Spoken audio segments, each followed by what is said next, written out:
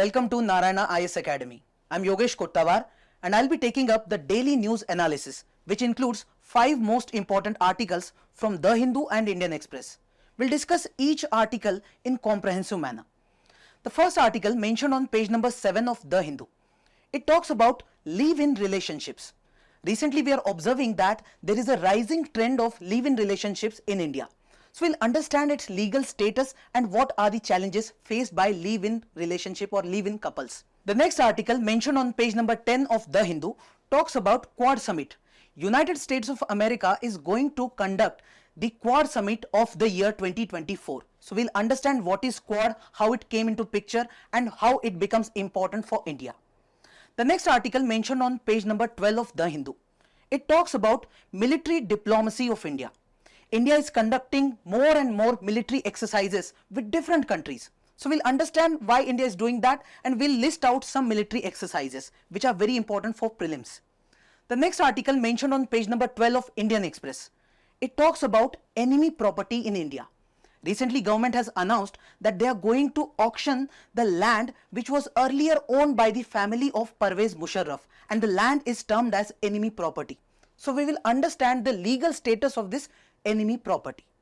The last article mentioned on page number 12 of Indian Express, it talks about plastic pollution in India. The recent study has claimed that India generates highest plastic pollution in the world. So we'll understand why this is happening and how we can actually reduce this pollution. After this, we'll also discuss some practice questions. So you will have a good idea about what kind of questions can be expected in the examination. So let's get started. So the first article is about live-in relationships in India.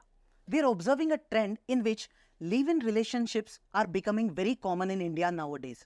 So we need to know what is the legal status of such relationships and what are the challenges couple are facing in India.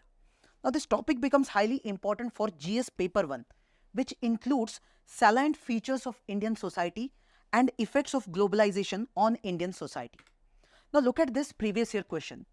It says the life cycle of joint family system or a joint family depends on economic factors rather than social values. Discuss. And to answer such questions, you need to have a good idea about the joint family system in India. Now moving ahead, look at the context of this particular topic, why we are reading about it. We are observing a trend in which there are many high profile cases, such as this case of Shraddha Walkar. In the year 2022, this lady was killed by her live-in partner. And there are so many cases which are similar to this one. So in public discourse, we are discussing about live-in relationships. Now what is a live-in relationship? You can compare it with a traditional marriage. When two people get married, the society accepts that these two individuals can now live together. But if there are two individuals who want to live together without any kind of marriage, usually society, especially in case of India, will not accept that they should live together. But if those individuals are going ahead with it, then that is called as live-in relationship. So two individuals will have such arrangement in which they are living together without social acceptance, without any legal backing. Now why I am talking about legal backing? Because when a person gets married to any other person, it is a legal contract too. You see, you go to the government and get registered your marriage. Once it is registered, you will get certain rights. For example, right to inheritance, right to maintenance, right to divorce, etc. So, in case there is a couple who got married, after the marriage they got a child. Now this child will have a right to inheritance. He can inherit the property of his parents. And this is done legally because his parents were legally married. This is his right. Secondly, in case this couple, they get a divorce. And after divorce, let's assume the lady is not having the resources to at least serve herself some food or some kind of clothes, the basic expenses. She is not able to do that because she was dependent on her husband. So in that case, our laws say that the lady will have some maintenance rights. Maintenance means the husband, even after divorce, he will have to pay some amount to this lady till the time she gets remarried. So that means her right is there in legal terms. But what happens to those couples who never got married but they are living together? If they get a child, Will the child have inheritance right? It is questionable because in laws nothing is mentioned. Will the lady will have any kind of maintenance right in case of a divorce? Even we do not even call it a divorce in legal terms. So all these questions come together when it comes to live-in relationships. Then there is another angle of social status. See, we said that marriages are socially recognized institutions. Marriages are considered to be sacred bonds between two individuals. And when society does not accept this live-in relationship, can we consider it as an institution itself? Because what will society think? These two people are living together. This is a completely morally incorrect act. Society will not accept it altogether. So these are the issues with live-in relationship. Now moving ahead, we'll look at the trend of increasing live-in relationships in India. Why this is happening? The first reason is the globalization. Now when we say globalization, globalization means the entire world is now getting interconnected. Earlier, Indian society was very much secluded. Another USA society was secluded. We did not have so much interconnection. But right now, we are so much interconnected that in case a kind of campaign starts in USA, many in India will start supporting it. Because of WhatsApp or social media, they will get to know about it in just few seconds. So there is impact of globalization. Because of globalization, because the world economies, world societies are getting connected, there is influence of Western countries on India. One of that influence is the introduction of some of the liberal ideas, and these liberal ideas includes the idea of live-in relationship. So if you go to USA or let's say any other Western country, living together without getting married is very common there. And India, which was earlier a traditional society, is now getting influenced by these ideas.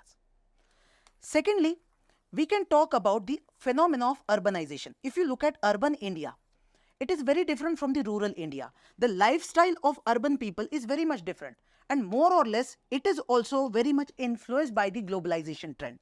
So here people actually prioritize their career growth over their marriages. Many times people delay their marriages because they want to focus on their career.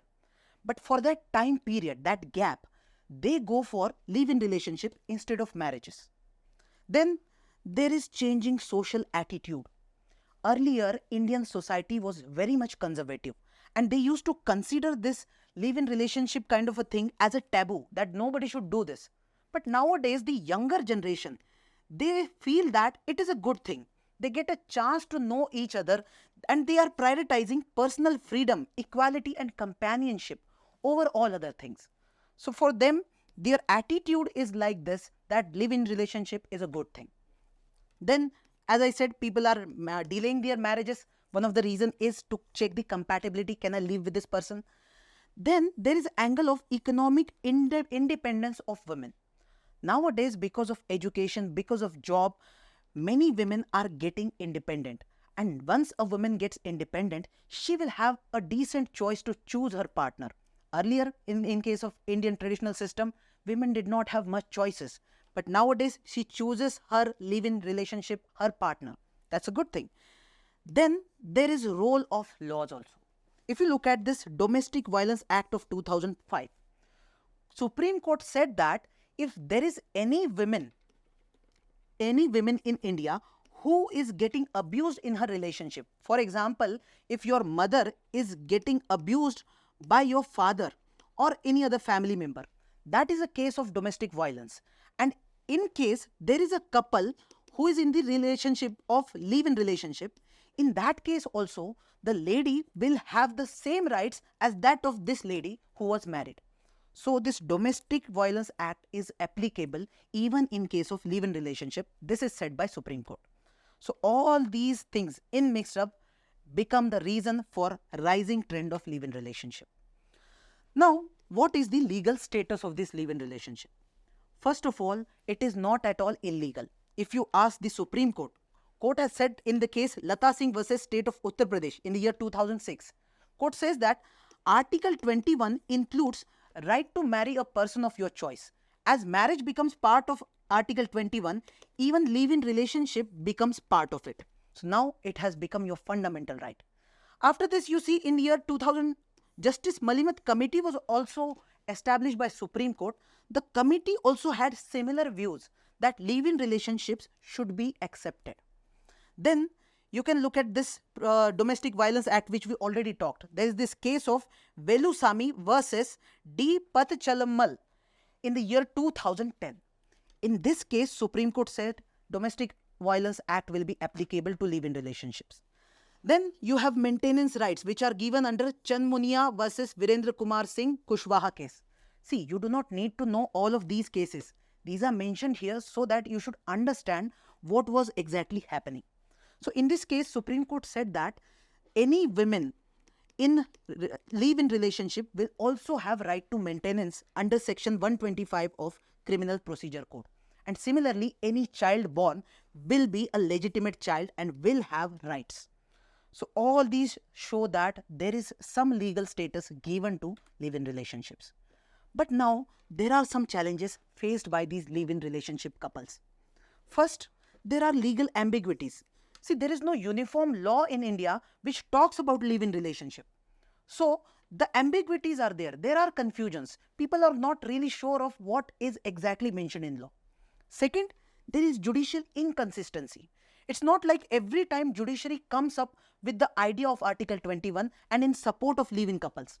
Sometimes judiciary also takes some kind of conservative stand, and this makes the things more ambiguous.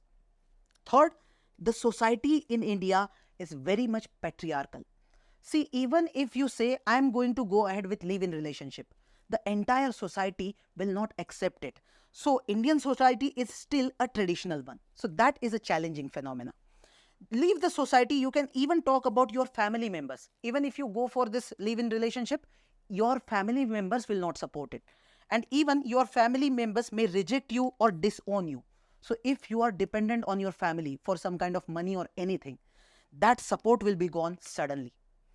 Then if you look at the class barrier, if there is a rich person, he goes for live-in relationships, he need not worry about anything. But if there is a person who is economically weak, that person is anyway dependent on his family, on his society for something or the other thing. In that case, the person will have to think twice before going ahead with live-in relationship because society doesn't like it. And then we can talk about religious and caste-based discrimination. If there is a couple who is having inter-caste relation or inter-religious relation, in that case, people from that particular religion or caste come into picture. They may go ahead with some kind of violence against these members. So these are the challenges they face. So if we want to give some kind of solutions as a way forward, we can say, first of all, we need some legal reforms. We need one uniform, comprehensive legal framework which protects the individuals in live-in relationship. Secondly, the judiciary needs to be sensitized. Judiciary needs to come up with more progressive, right-based approach. The rights of each individuals needs to be protected, and judiciary should focus on that. Third, the society needs to accept live-in relationships, and that is only possible only when there is awareness, there is education. So educational institutions like schools, colleges, they can play a key role in changing the attitude of individuals. And lastly, we need a support system, the legal support system, which can ensure that the people are not dependent on their family or society. If they will be completely independent, they have some kind of social security. In that case, they can go ahead with live-in relationship without any kind of fear. That's all. The next article is about Quad Summit. Earlier, it was decided that Quad Summit in the year 2024 will be held in India, and the next year 2025 will be held in USA. But recently it has been announced that these countries are swapping this hosting of summit, and this year 2024 the summit will be held in United States of America, hosted by President Joe Biden. Now we need to know what is Quad, and the Quad as an institution becomes very relevant for international relations. So Mains GS paper 2 specifically mentions about bilateral, regional and global groupings, Quad being one of them. Now look at this previous year question which was earlier asked on the Quad. Quadrilateral security dialogue is transforming itself into a trade bloc from a military alliance in present times. Discuss for 15 marks. So definitely you need to have a good idea about Quad. Now what is the context or what is exactly happening? When we say Quad, the long form is Quadrilateral Security Dialogue, and it is a group of 4 countries which includes India, Japan, Australia, and United States of America. These 4 countries. But why did these 4 countries came together? To understand this, you need to go back to history. If you go back to World War II, you see after World War II, 2 countries emerged as the most powerful countries. One was USA, another was USSR. With time, we observed that even the Western Europe, it started becoming very much powerful. Now, when I say a country is becoming powerful, that means it is becoming powerful in terms of economy, then it is becoming powerful in terms of military, in terms of technology, all these angles. Now, when you look at the Western world, Western countries which includes USA, Britain, Germany, all these Western allies of USA, these countries became very powerful with time. And we said that in the entire world, the power was very much concentrated in the Atlantic and Pacific region. So there is Atlantic Ocean and there is Pacific Ocean. All the countries surrounding it, which included US and its allies, they were the most powerful countries. But now what is happening? In the 21st century, the things are changing. The things are changing in a way that there are many other countries who have become very much powerful, which includes China definitely, which includes India, which includes Indonesia and many other countries. So nowadays we are observing that the power is not now concentrated in Atlantic region, rather it is getting transferred to the Indo-Pacific region. Now when we say Indo-Pacific, it means Indian Ocean and the Pacific Ocean. So if you can imagine Indian Ocean and Pacific Ocean region, the countries surrounding it, it includes India, it includes China, Russia, America, all these countries. So now we are saying the focus of the world will be there for next many years on the Indo-Pacific region. Now look at this angle from the power perspective in the world politics. In the world, there is no world government. So when there is no world government, there is no one power as such. So here what happens that we have made United Nations. We have brought many rules under United Nations. But to implement those rules, you need to ensure that every country accepts those rules. In case there is a country who says, I am not going to accept these rules, then what will you do? Especially if that country is very powerful. Now specifically I am talking about China. If you have seen many a times, China has directly said that I am not going to accept the verdict of UN clause, especially when it comes to South China Sea. They are showing aggression against other countries, against the UN treaties. So that means there is a powerful country who is not ready to accept the rule-based international order. Now here is a problem.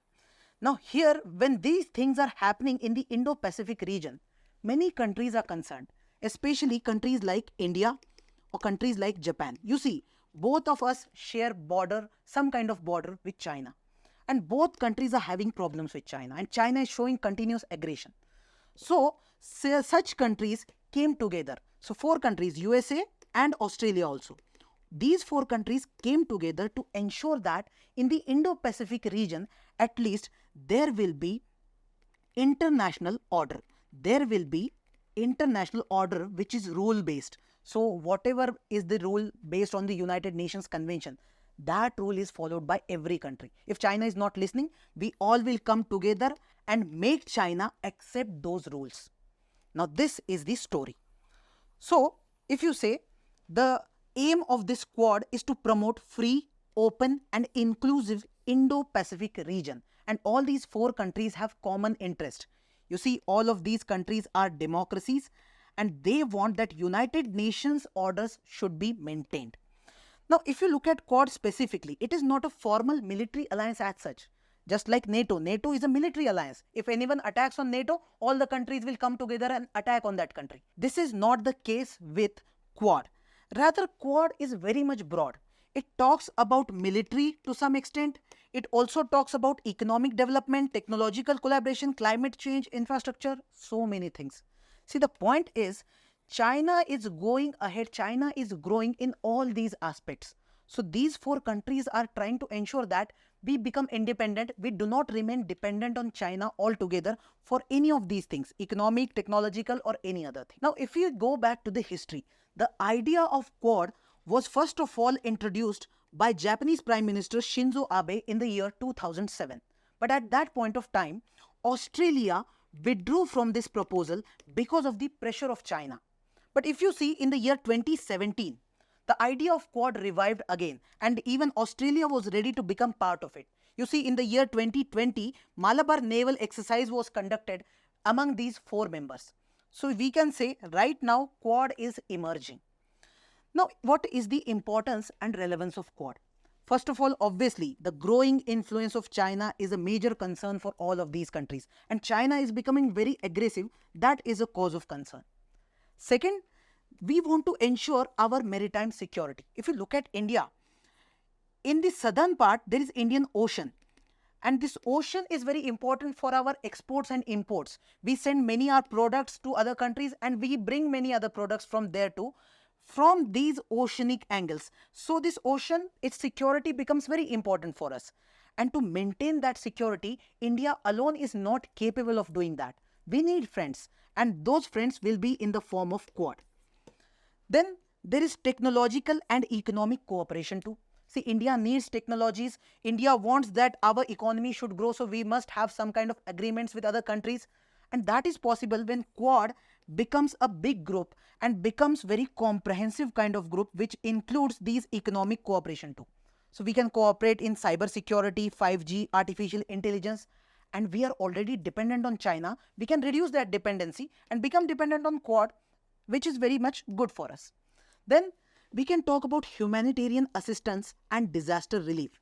See, in case there is some kind of tsunami in this region, and let's say Japan is affected or India is affected, in that case, this entire Quad group can come together to help each other. Then climate change, infrastructural development. See, climate change, if you want to take any kind of action, China also needs to take some action. China is a big polluter too.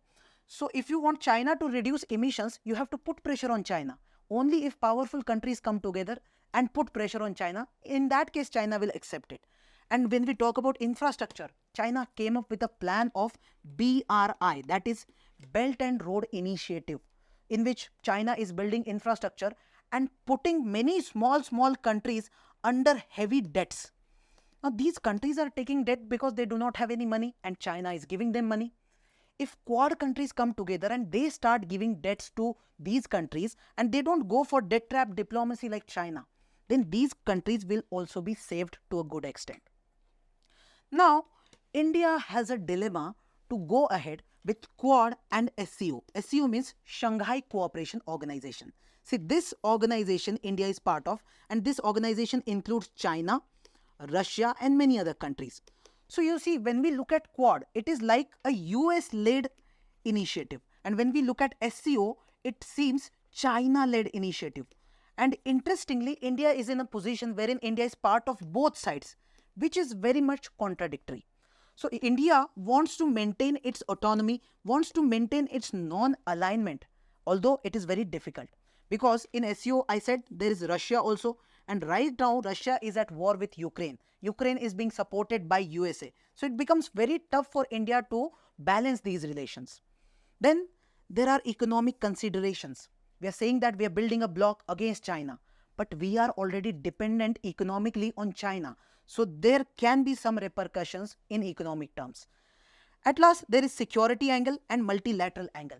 See, if you look at the security angle of India, I said in the southern part we have ocean, but in the northern part we have continents. When it comes to continental security of India, India is focusing on SCO. And when it comes to maritime region and the security of maritime region, India is focusing on Quad. So this is the major idea. Now, what is the way forward? When the summits will be held, what India can propose or what Quad countries need to do? First of all, they need to clarify their objectives. What exactly they wish to do. So in terms of security angle or in terms of regional cooperation, whatever, what kind of challenges they are going to address, all these they need to mention in an objective paper. Secondly, they can expand the regional cooperation. See, we only have 4 countries as part of Quad. If we bring many more countries, the countries of ASEAN region or the countries from Western Europe, all these can be made part of it if they too have similar kind of interests. Then we can go for institutionalization of Quad. Institutionalization means right now Quad is in the form of just a forum where only a meeting is taking place every year. It is not an organization like United Nations. So if we institutionalize it, then we will have a good structure and things will be done in a more organized manner. All these things can be done. And again, obviously, we need to strengthen ties with ASEAN and other nations. We can make them part of Quad. The next article is about India's military diplomacy. In recent times, we are observing that India is conducting multiple military exercises with different countries. So we'll understand why India is going for it and what do we mean by military diplomacy. This topic becomes important for prelims as well as mains. In mains, GS paper 2 specifically mentions about bilateral, regional and global groupings and agreements, and military diplomacy becomes part of it. Now look at this previous year question. It says, what is the importance of developing Chabahar port by India? First, India's trade with African countries will enormously increase. Second, India's relations with oil producing Arab countries will be strengthened. Third, India will not depend on Pakistan for access to Afghanistan and Central Asia.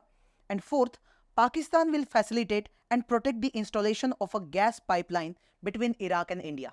Now, you can answer such questions if you have a good hold over the current affairs or the events that are taking place in the international flora.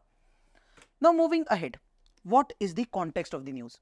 We're observing India is focusing on military diplomacy and conducting so many joint exercises, military exercises with different countries. For example, you see today, Yuddha Abhyas is being conducted between US Army and Indian Army. Then there is another Indian Air Force is conducting multilateral air exercise named Tarang Shakti, which includes multiple countries. So this shows that there is a trend wherein India is focusing more on the military exercises, and I am calling it as part of military diplomacy. First of all, what is diplomacy? Diplomacy means there is a practice of negotiation or arrangement in which we are going to have our international relations. So let's say India wants to build some kind of relations with China. So whatever negotiations, whatever things will take place, that all will be part of India's diplomacy. And when we include our military part in the diplomacy, it becomes military diplomacy. What do we mean by that?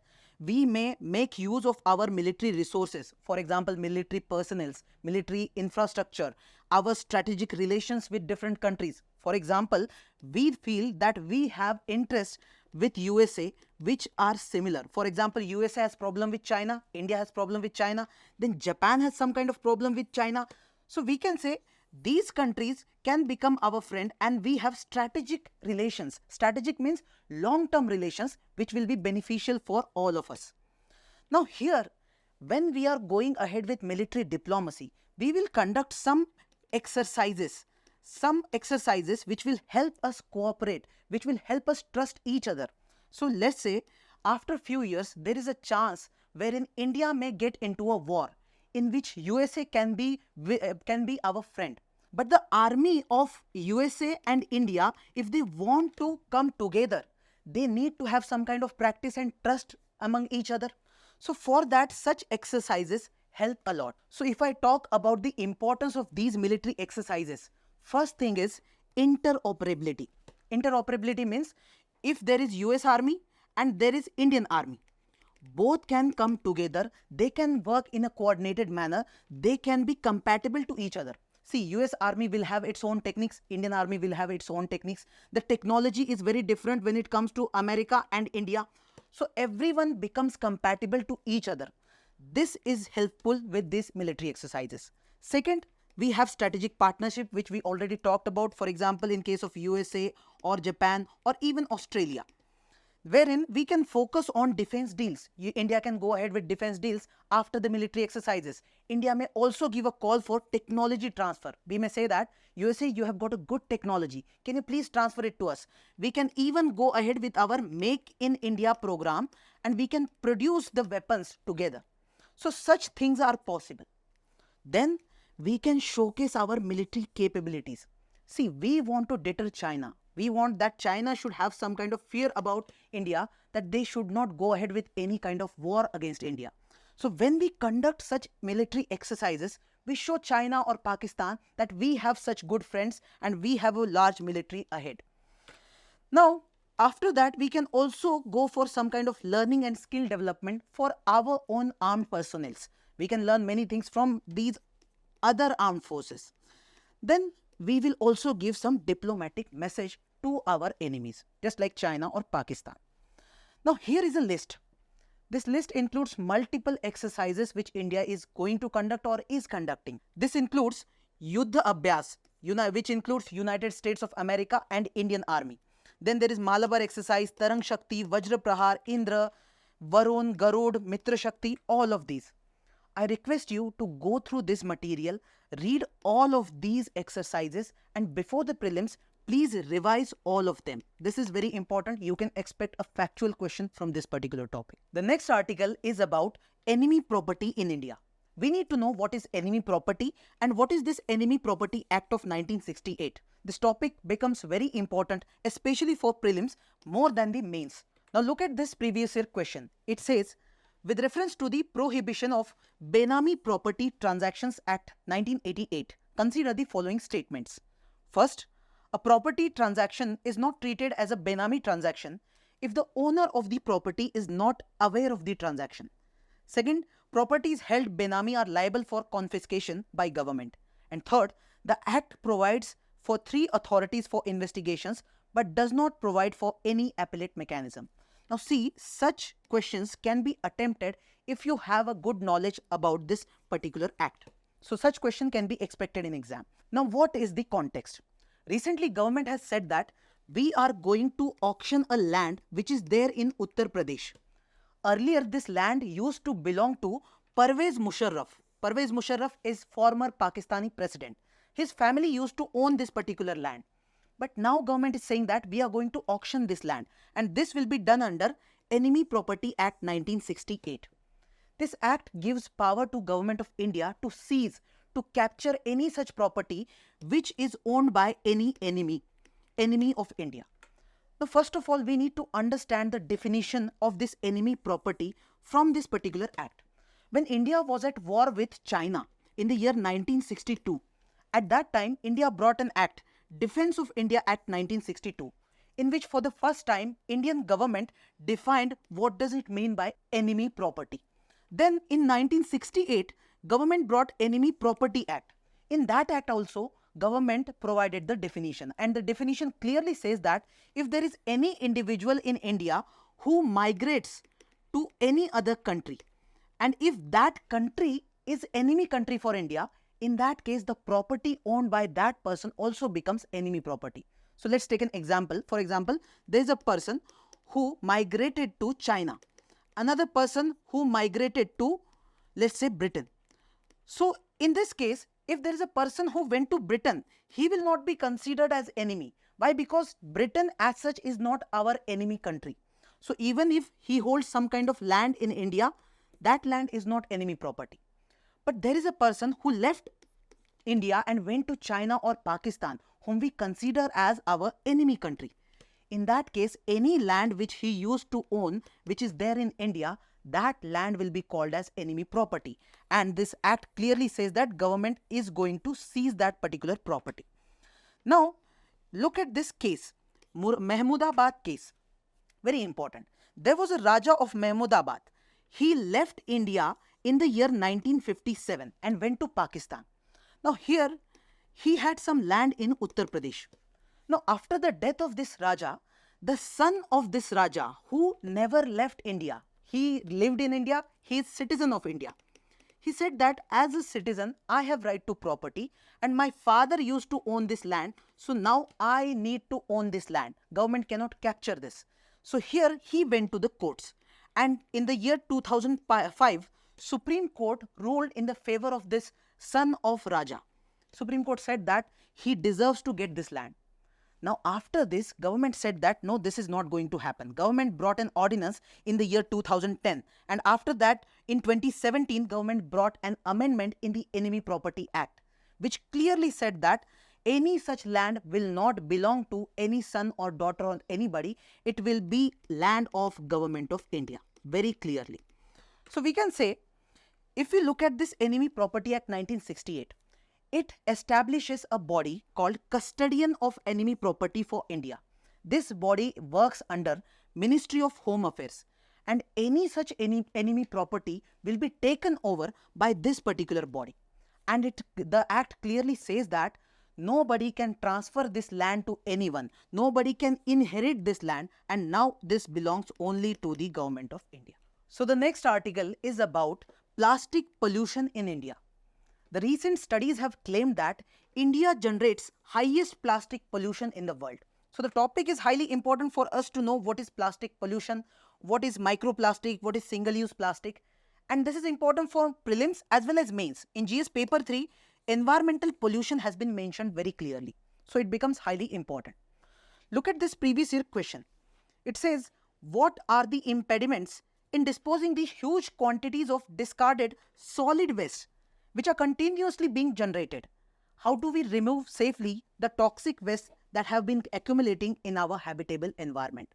To answer such question, you need to have a good idea about solid waste management that takes place in India. That's it. Now moving ahead, what is the context? We are saying India is at the top, at number 1. India is producing 9.3 million ton of plastic waste every year. At number 2, there is Nigeria, then Indonesia, and then China. See, you can compare China with India. We compare our population. So we say that even the consumption of India and China should be on similar lines. But we are 3 times higher when it comes to plastic pollution. Now, this plastic waste, what do we do with it? Some of it is burnt and some of it is released in the environment in the form of debris. Debris means just leftover material. So India burns almost 5.8 million ton of plastic every year. And the remaining one, 3.5 million ton, it remains in the environment as it is. And this one is a cause of concern. Now, if you compare the data with the global average or the global data, in the world, around 251 million ton of plastic waste is produced every year. And if you want to just imagine the size or the volume, you can compare it with Olympic swimming pool.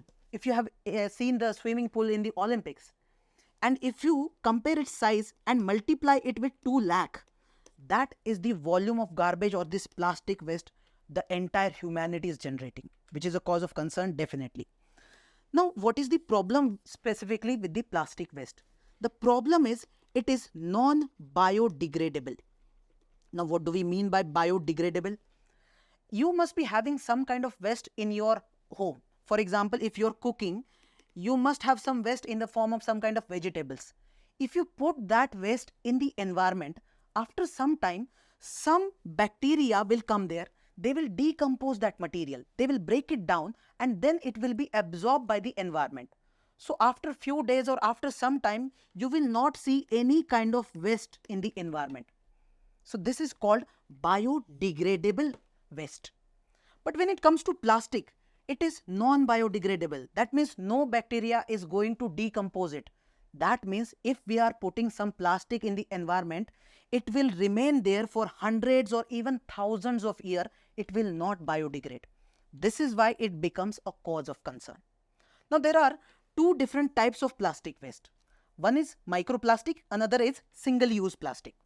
When we say microplastic, that means the size is very micro or very small. The size is less than 5 millimeters. Now, this kind of plastic is usually used in the cosmetic products. And if you look at single-use plastic, these are disposable plastic which you are supposed to use only once. For example, if you're using any straw, if you're using water bottle, plastic bags, soda bottles, etc., etc. So these are the types. Now, look at the gap between northern countries and the southern countries. If you compare the entire globe, just draw this line, this is the northern part. Usually the northern countries are considered to be developed countries. And if you look at the southern countries, usually most of them are considered as developing or they are the poor countries. Now there is a big difference. When it comes to plastic pollution, The major role is played by these southern countries, especially southern Asia, sub-Saharan Africa, Southeastern Asia, etc. Even we said that India is part of it, and India is the highest polluter. But when it comes to this northern part, even they are also very good polluters. They are also coming up with lot of plastic waste, but they are managing their waste. The problem with the southern part is that they are not able to manage their waste. So here we are talking about plastic waste management. Now what these northern countries are doing, they are focusing on this strategy. First, they focus on reducing the production of the waste itself. If you reduce the plastic production itself, obviously the waste product will also be reduced. That's very obvious, and this is the most favored option, the best option. The second option is you can go for reuse. If you have taken a plastic material, then reuse it. Use it multiple times. So the pollution or the waste will be lesser to some extent. Then third option is recycling. You can use the same material, recycle and form another material or another product. So that is another option. Fourth is to go for recovery. You can use this waste material to recover or generate some kind of energy. So it's like then instead of recycling, you're going to recover some kind of energy out of it. Good option. And last option is going for the safe disposal in the land. In the landfill, you are putting all this waste. But this is the least favored option. This reducing is the most favored one. Now, if you look at the Niti Aayog report, which was in collaboration with UNDP, titled Niti Aayog UNDP Handbook on Sustainable Urban Plastic Waste Management, it also specifically talked about all these three angles, specifically the recycling aspect. So you need to understand that this report is also very important. And there is a city called Indore in Madhya Pradesh. This city is considered as a role model in India when it comes to plastic waste management. They are doing really good. They collect the waste, they segregate it, and they ensure that it is gone for recycling, reuse, etc. So all these things are done. Now after this, it is being said that there can be an international convention being brought, or any kind of treaty can be brought for the plastic pollution. So if we bring this treaty, this will be very similar to this 2015 Paris Agreement. So we are still waiting for this. Okay. So now we'll discuss some practice questions. Question number 1. With which of the following countries does India conduct the Tarang Shakti exercise? We discussed this. This is a multilateral exercise. So answer is B. Question number 2. Consider the following statements regarding plastic waste. First, microplastics are defined as plastic pieces of less than 5 mm in size and include microbeads used in personal care products. Obviously, this is the right statement. Second, single-use plastics can be recycled and are not necessarily meant for disposal after one use. This is wrong. They are meant to be disposed after one use. Third, the primary source of microplastic in the environment is the breakdown of larger plastic pieces. That is right. Even if you just say that second statement is incorrect, you will get the answer B, 1 and 3. Now, which of the following statements correctly describe the principles of reduce, reuse, recycle, recovery and landfill? First, reduce involves minimizing the amount of waste produced by choosing products with less packaging and longer lifespan. Obviously, we are reducing the waste. Second, reuse refers to converting waste material into new products or energy sources. No, this is not reuse. This is like recycling. So second statement is wrong. Third, recycle is the process of transforming waste materials into raw materials for new products. Obviously, this is right. Recovery is the process of extracting valuable materials from waste to reduce the volume of waste sent to landfills. That is also right. Last, landfill is considered the most suitable option for waste disposal compared to other principles. No, landfills is the worst option. This is the last option we use. So fifth is wrong.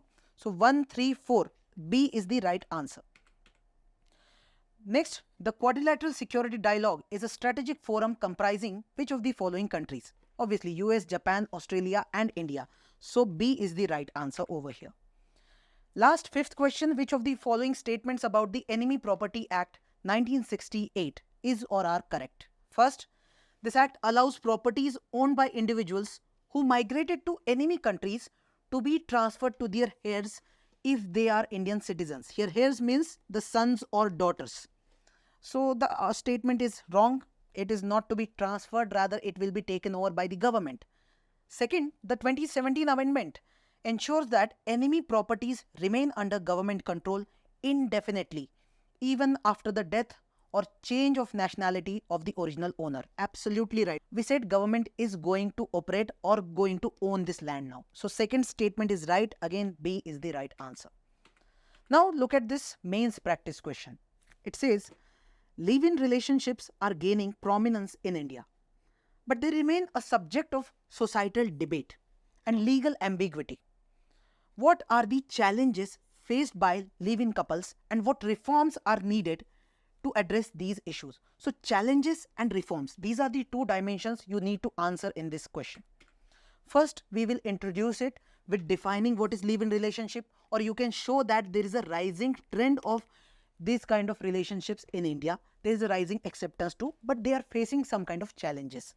In the challenges part, mention about it. The legal issues, the inheritance and property rights, the societal stigma, the society is still not accepting it, or the conservative society angle. Judiciary's issue, that judiciary is not coming up with consistent kind of judgments. All these things you can mention. After that, talk about what kind of reforms or way forward would be. So it could include bringing a comprehensive legal framework, judicial sensitization, awareness of people, bringing some social security for these people who are dependent to some extent on society. All these angles you can mention. And after that, you can conclude by saying that to protect the rights of individuals, specifically the fundamental right given under Article 21, we need some legal reforms and we need societal change. Without societal change, we cannot expect these legal reforms to be implemented in letter and spirit. I hope you liked this video. If you want further updates, please like, share and subscribe to the YouTube channel of Narayana IAS Academy. Thank you.